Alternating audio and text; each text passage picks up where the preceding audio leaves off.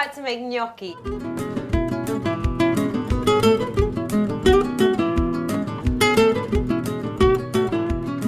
All you need to do is boil 2 large potatoes in their skin. That is the most important part, is keep them in their skin, because you'd want to avoid any of the moisture of the water going into the potato. The other important thing is when you mash them, they have to be mashed really well. Get rid of any of the lumps. Once you've mashed your potatoes, put in about 150 to 200 grams of flour, how watery your potatoes are.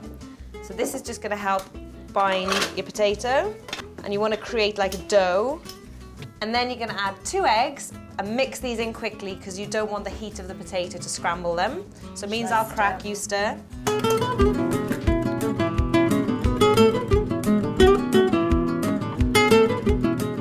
Put your gnocchi dough onto a floured surface. You want to avoid adding too much flour because the more flour, the heavier the gnocchi, but the floured surface will help you then bind it together.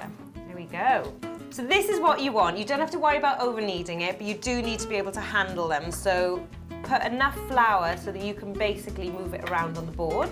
What we're going to do today is make gnocchi tricolore, which is coloured gnocchi. So I'm going to keep the classic ones, and I'm going to split this into thirds, if they don't get as many as that girl.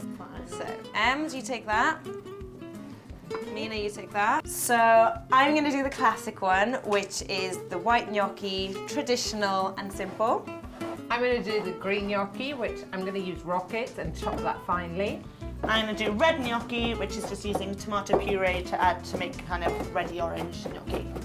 So with the red gnocchi, it's simply adding about 1 tablespoon. We'll start with 1 and we can always add 2 to make it more intense, to the mixture. Bearing in mind, This adds moisture. this adds more moisture, so you have to add flour to be able to handle it. And then you just basically knead that in and you work with it until it turns red. I'm just finely chopping my rockets so that the colour gets nice and intense. Okay, I think that's probably good. All I'm going to do now is just knead the green in. Once your dough is ready, you need to shape and cut your gnocchi. What you want to do is roll a nice long sausage, and then you just want to cut fingernail size pieces. Cut them into little pillow shapes.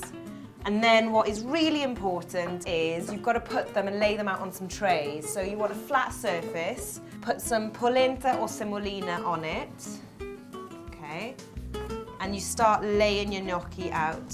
And the reason we're using polenta is because the more flour you add, the heavier the gnocchi. So with this polenta, it helps them not stick to each other, but at the same time, when you put it in the boiling water, it just disperses as opposed to getting sticky and gloopy like flour does.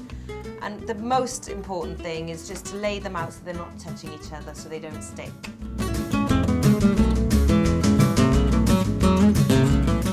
So you can see there, we have done, out of 1 batch of gnocchi, it's probably enough for about 4 people. Yeah. You could either put these now in the freezer, and once they're frozen, throw them in a bag so it helps with the storage, or you could cook them from fresh, which is what we're going to do now.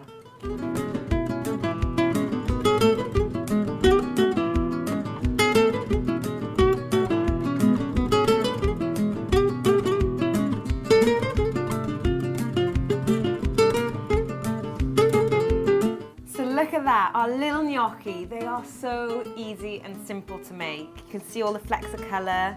Good red ones, Means. Thanks. So just click on the link below and you can add any one of our sauces to these gnocchi to finish the dish.